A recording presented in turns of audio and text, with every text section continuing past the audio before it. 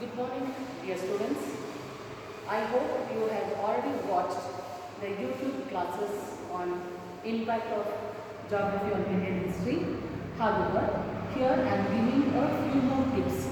For example, when you look at the geographical features of India, or we call it the physical features of India, we can divide India into several geographical divisions. For example, we have the Himalayan ranges in the north. You can see it is running from one end to another end. So we have the Himalayan ranges, which are the snowy mountains, meaning it makes it difficult for the people to enter into India crossing Himalayas. Hence, it has acted as a natural barriers.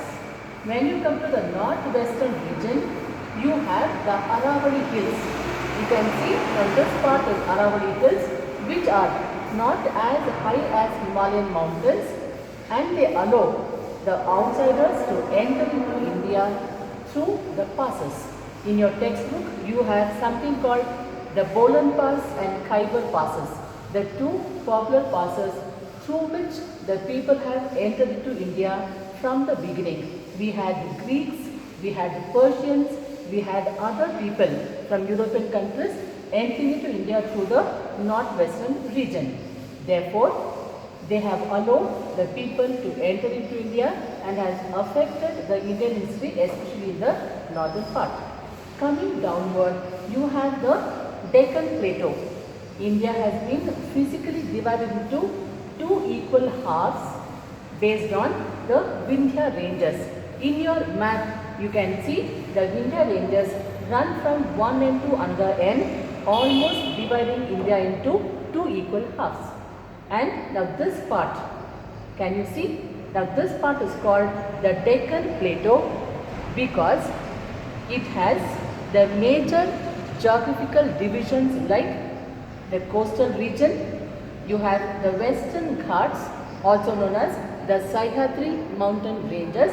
You have the eastern coast and the center part, the Deccan Plateau, meaning it is a peninsular India where on all the three sides it's covered by water. In the west we have Arabian Sea, in the east we have Bay of Bengal, and in the south the Indian Ocean. So only in the north India is connected to the land mass.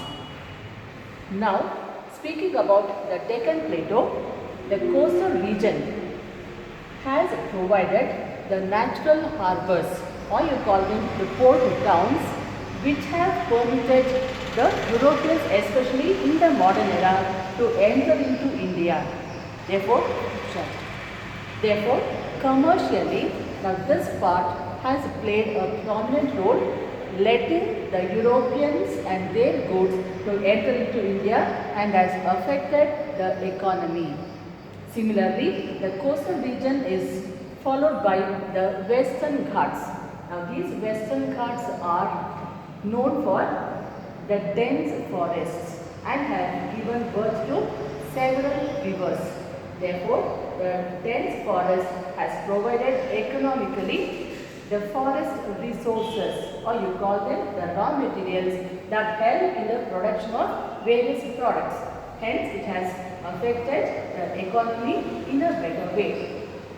Similarly, we have the Deccan Plateau meaning the plains, or you call them agriculturally suitable land, and we have the eastern coast. Hence, when we speak about the geographical divisions, your textbook mentions about the Himalayan ranges, the northwestern region marked by the deserts, especially in the Rajasthan area. You have Thar Desert, you have Aravalli Hills, you have the coastal region, the western coast and the eastern coast, the dense forests of Western Ghats. Hence, geographically, India has been blessed.